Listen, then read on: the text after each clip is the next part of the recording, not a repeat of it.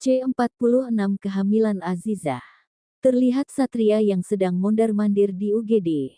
Sat, apa yang terjadi? Kenapa kamu di sini? Tanya Mela, yang baru saja keluar dari ruangannya. Azizah Tan, tiba-tiba ia pingsan. Pingsan. Apa selama ini ia pernah mengeluh sakit bagian bekas operasinya? Oh iya, Tan, aku lupa, aku benar-benar lupa, bagaimana jika sesuatu terjadi dengannya? Gumam Satria. Semoga saja, semuanya baik-baik saja saat Bara juga dirawat di sini. Apa yang terjadi dengan Bara? Tanya Satria, yang baru mengetahui akan hal itu. Ceritanya panjang, dia ada di kamar Melati, jika kamu ingin menjenguknya, kamu bisa pergi. Aku akan melihatnya nanti setelah Azizah siuman. Semoga semuanya baik-baik saja. Tante pamit dulu ya Sat, tante masih ada pekerjaan yang belum siap. Pungkas Mela, Satria hanya mengangguk saja, Mela pun berlalu dari hadapan pria itu. Ceklek, Dok, bagaimana keadaan istri saya, apa yang terjadi? Tanya Satria, dengan raut wajah yang begitu panik. Tenang Tuan, saya mengerti Anda sangat khawatir dengan keadaan istri Anda, mari ikut ke ruangan saya. Baik Dok. Satria mengikuti dokter itu, menuju ruangannya, yang tak jauh dari sana. Tiba di dalam ruangan dokter, Satria langsung duduk di depan meja dokter. Jadi Dok, apa yang sebenarnya terjadi? Kenapa tiba-tiba istri saya pingsan? Nyonya Azizah, hanya kecapean saja, dia tidak apa-apa, untuk tekanan darah juga normal. Hanya saja mungkin dalam beberapa hari ini ia sering mengalami stres atau banyak pikiran, itu sangat berpengaruh sama ibu hamil muda. Ungkap dokter. Hamil. Satria mengulang kata-kata itu, dengan mata melebar. Benar, istri Anda hamil, apa Anda tidak tahu apa-apa? Dokter tersebut, berbalik bertanya kepada Satria. Saya tidak tahu istri saya hamil, karena 2 hari yang lalu baru saja kami melakukan tes, dan hasilnya negatif. Bisa jadi, itu ada kesalahan pada alat tesnya. Malah usia kehamilannya sudah memasuki bulan 3, memang tidak terlalu terlihat, karena dengan bentuk tubuh yang seperti itu, jarang orang dapat melihatnya, jika tidak terlalu memperhatikannya. Pungkas sang dokter, terkihat raut wajah Satria yang begitu ceria. Ia bahagia akhirnya Azizah bisa hamil, dan itu adalah hasil dari doa dan usaha mereka selama ini. Tapi Tuan, ada kabar buruk yang harus saya sampaikan kepada Anda. Raut wajah dokter terlihat begitu serius, sehingga membuat Satria takut untuk mendengar kabar apa yang akan disampaikan dokter ini. Apa yang terjadi Dok? Katakan.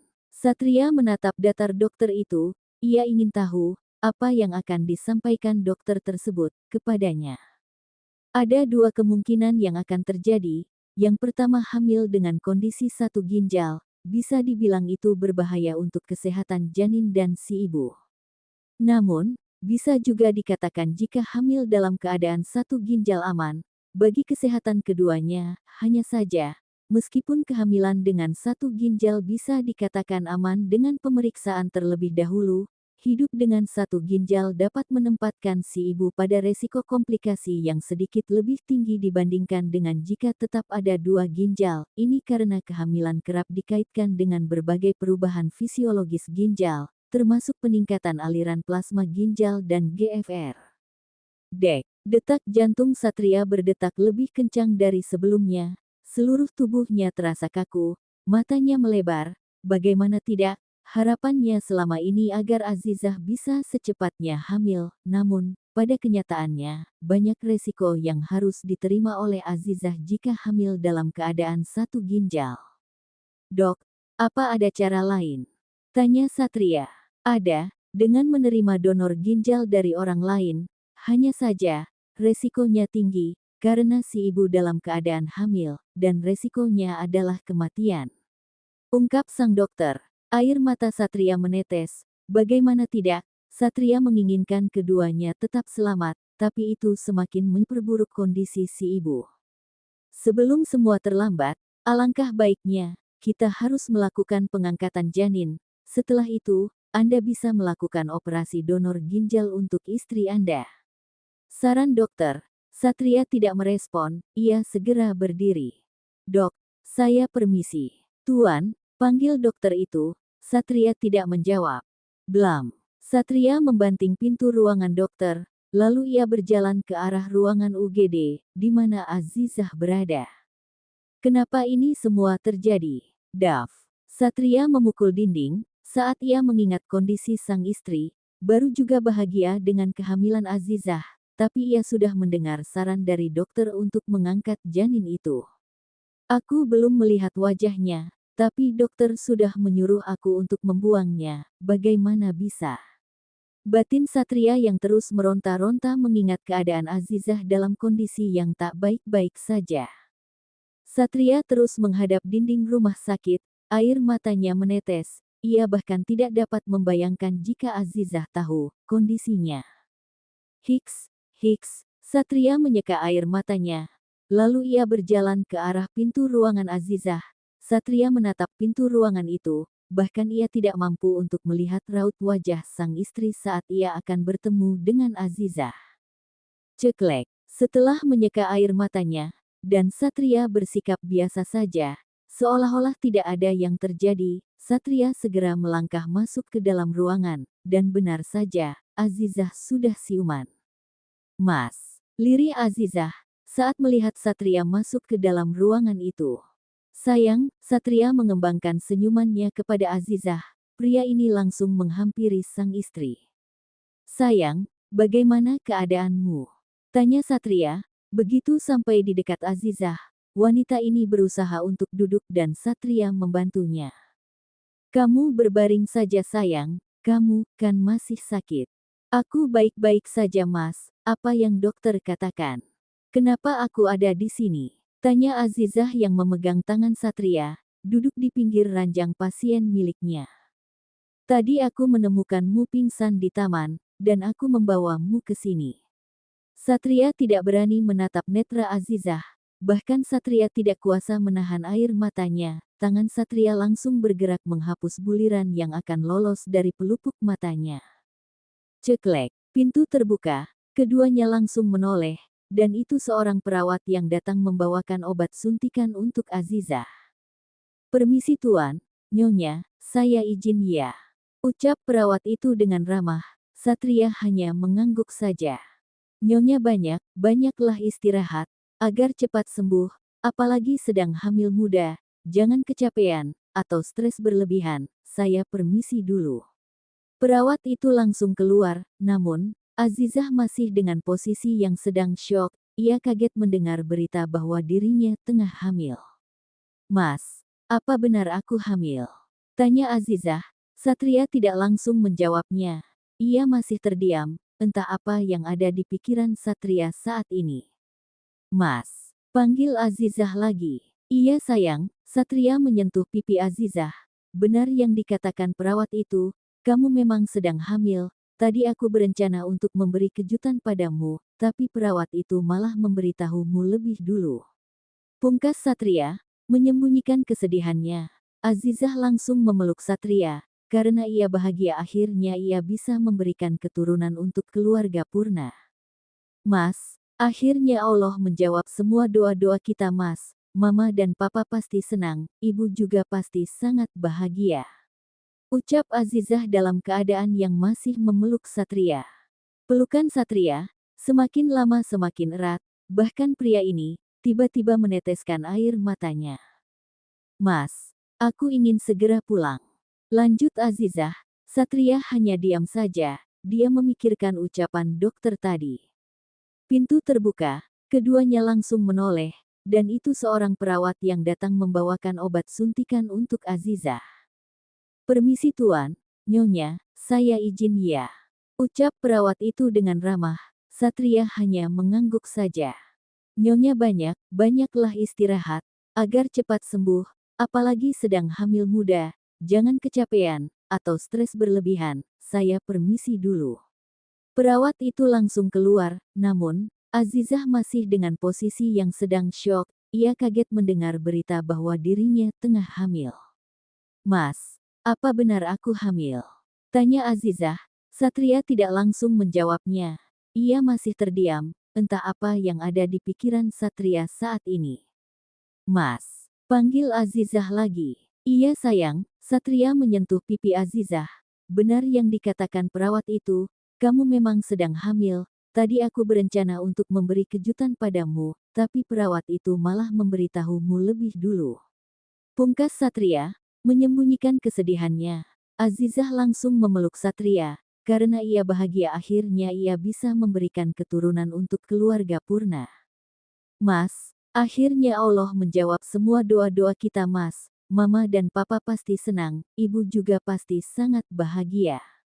Ucap Azizah dalam keadaan yang masih memeluk Satria. Pelukan Satria, semakin lama semakin erat, bahkan pria ini, tiba-tiba meneteskan air matanya. Mas, aku ingin segera pulang. Lanjut Azizah, Satria hanya diam saja, dia memikirkan ucapan dokter tadi. Mas, panggil Azizah, saat merasa pelukan Satria makin lama makin erat, dan dia juga mendengar suara tangisan dari suaminya. Mas, kamu nangis? Tanya Azizah, saat melihat kedua netra Satria memerah, bahkan air mata menetes di pipi pria itu. Jangan menangis sayang, bukankah ini adalah doa dari Mas? Kita sudah berusaha, dan doa kita sudah diijabah Allah. Azizah menyeka air mata Satria, semakin membuat pria ini menangis begitu terseduh-seduh saat mendengar ucapan Azizah. Hiks, hiks, hiks, biarkan aku menangis. Dengan begini aku akan merasa lega, asal aku tidak melihat kamu menangis. Tukas Satria, yang kembali memeluk Azizah, wanita ini menepuk pelan punggung suaminya, sembari berucap, semoga kita berdua menjadi orang tua yang baik untuk anak-anak kita kelak Mas. Pasti sayang. Aku ingin pulang Mas. Aku akan mengurusnya. Sebelum kita pulang, ayo kita jenguk Bara, kata Tante Mela Bara juga dirawat di sini. Pungkas Satria. Iya Mas. Satria pun membantu Azizah turun dari ranjang, dengan membawa infus bersamanya. Asteris. 1 hari berlalu, setelah mendapat kabar kehamilan Azizah, Satria tidak bisa fokus pada pekerjaannya, apalagi saat ini sedang ada di ruangan rapat. El Barak bersama dengan sang istri, datang berkunjung ke Purna, hanya saja, Atika menunggu di ruang VIP, kantor Purna, sementara El mengikuti rapat bersama dengan Satria dan yang lain. Begitu rapat selesai, El langsung menghampiri Satria dan mengajak pria itu untuk mengobrol hanya berdua saja. Tuan Satria, saya senang bisa berkunjung ke tempat Anda lagi. Seharusnya yang datang kemari adalah Papa, hanya saja Papa sedang umrah bersama dengan Umi. Tidak masalah, saya sangat mengerti, Anda sudah mewakilinya. Saya memperhatikan Anda, apa ada masalah yang sedang terjadi? Tanya El, yang memang sudah mengenali Satria sebagai suami Azizah, dan juga rekan bisnis mereka, apalagi semenjak Satria berkunjung ke NY, keduanya telah begitu akrab. Tidak ada, sahut Satria, yang sangat terlihat jelas, jika pria ini sedang menyembunyikan masalahnya dari El. Saya mengerti, mungkin apa yang Anda rasakan, bukanlah hal yang wajar yang bisa Anda umbarkan dengan semua orang, namun, Tuan, yakinlah, jika Anda berbagi dengan saya, mungkin beban Anda bisa berkurang. Pungkas El, dengan ramah, pria ini bisa menebak, jika ada masalah yang sedang dipikirkan oleh Satria. Ini tentang istri saya, dia sedang hamil, namun, dokter menyarankan untuk mengangkat janinnya karena istri saya baru saja mendonorkan ginjalnya untuk mama saya, tentu saja, itu membuat saya stres, apalagi, kami sudah lama menginginkan seorang baby dalam keluarga kecil kami, tapi Allah masih memberikan kami rintangan yang mungkin tidak dapat kami lewati dengan mudah. Satria menundukkan kepalanya di depan El. Setiap hamba yang menerima cobaan, itu semua sesuai dengan porsi kemampuannya. Allah sudah yakin, jika Anda mampu melewatinya, percayalah, rencana Allah lebih indah dari hadapan kita. El menepuk pelan bahu Satria. Tok, tok, tok. Masuk, ceklek. Maaf, Pak, mengganggu istri dari Tuan El Barak sedang menunggu di ruang VIP. Baik, kami akan segera ke sana. Saya permisi. Anita pun pergi meninggalkan ruangan itu. Saya harus pergi, istri saya pasti cemas karena anak-anak. Kami titipkan di pesantren, jadi dia pasti risau memikirkan anaknya, ungkap El, sembari tersenyum. Mari saya antar. El pun mengangguk. Satria mengantar El menuju ruangan VIP, yang ada di lantai 2, sementara mereka berada di lantai 3. Tiba di lantai 2, mereka berdua langsung masuk ke dalam ruangan VIP. Ceklek, Mas, seru Atika, yang langsung berdiri dari tempat duduknya. Maaf sudah menunggu lama, tadi kamu sedikit mengobrol tentang kesehatan istri dari Tuan Satria. Apa yang terjadi, istri Anda sakit apa? Tanya Atika, wanita ini masih memakai cadar sama seperti sebelumnya. Satria pun menceritakan semuanya kepada Atika. Wanita ini mendengar dengan begitu sabar, dan akhirnya Satria menghela nafasnya sekali lagi. Setiap kali ia menceritakan tentang Azizah, ia selalu meneteskan air matanya. Hanya saja di depan El dan Atika, ia berusaha semaksimal mungkin agar tidak menangis di depan mereka. Saya dokter internis, saya mengerti dengan kondisi istri Anda. Bisakah saya bertemu dengannya? Mungkin saya bisa membantu merawat istri Anda. Mendengar ucapan Atika, bukan Satria saja yang terkejut, bahkan El juga syok.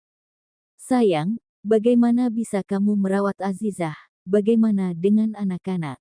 El sedikit bingung. Aku bisa Mas, bukankah kita akan tinggal di sini selama 2 bulan? Selama itu juga aku akan berusaha merawatnya, kita harus membantu mereka yang membutuhkannya Mas. Ungkap Atika. Jika Tuan El tidak keberatan saya sangat berterima kasih, saya janji semua fasilitas Anda akan saya tanggung selama Anda merawat istri saya. Satria berharap El mau menyetujui saran dari Atika. Tuan Satria, sebenarnya ini bukan soal nominal, hanya saja, istri saya sudah lama tidak saya izinkan bekerja, selama ini ia hanya mengurus anak-anak saja. Soal anak-anak, saya akan mempekerjakan babysitter untuk membantu istri Anda, dan saya sangat berharap Anda bisa membantu saya kali ini. Satria sedikit memohon kepada El, karena ia tahu, keluarga ini bukan orang yang kekurangan uang, hanya saja Satria membutuhkan dokter internis seperti Atika, apalagi lulusan terbaik. Mas, Atika meyakinkan El, kalau ia mampu merawat Azizah, dan menjaga anak-anaknya. Semua terserah padamu sayang, tapi hanya dalam 2 bulan saja. Selebihnya saya meminta maaf, karena saya juga tidak bisa memaksa istri saya untuk bekerja. Terima kasih Tuan. Sama-sama, mereka berpelukan. Satria sangat senang, akhirnya ia bisa tidur dengan nyenyak setelah mendengar ucapan Atika. Tolong pertemukan saya dengan dokter kandungan. Karena merawat pasien seperti kondisi ini harus bekerja sama dengan dokter kandungan. Tentu, kapanpun Anda siap, aku akan membawa Anda untuk bertemu dengan mereka berdua. Baiklah kalau begitu, kami permisi dulu. El dan Atika pun berpamitan untuk kembali ke desa gelap untuk sementara waktu. Mereka akan kembali lagi setelah 2 hari kemudian untuk membantu merawat Azizah, hingga proses persalinannya lancar.